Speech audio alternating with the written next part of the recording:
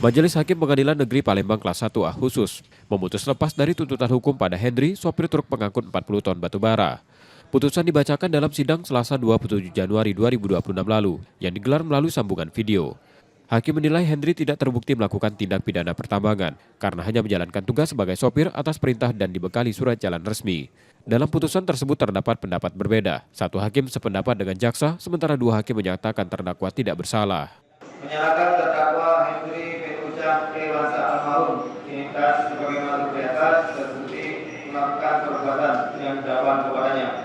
Akan tetapi perbuatan tersebut bukan merupakan suatu tindak pidana. 2. Melepaskan terdakwa oleh karena itu dari segala tuntutan hukum.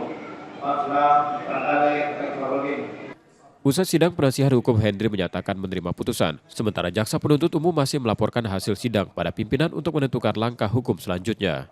Pembelaan kita dari awal bahwa saudara Henry ini hanya seorang supir yang digaji 1,3 dalam kurun 6 hari bolak-balik begitu ya. Kemudian ditangkap oleh polisi dengan dilengkapi surat jalan sesuai tadi putusan pertimbangan hakim.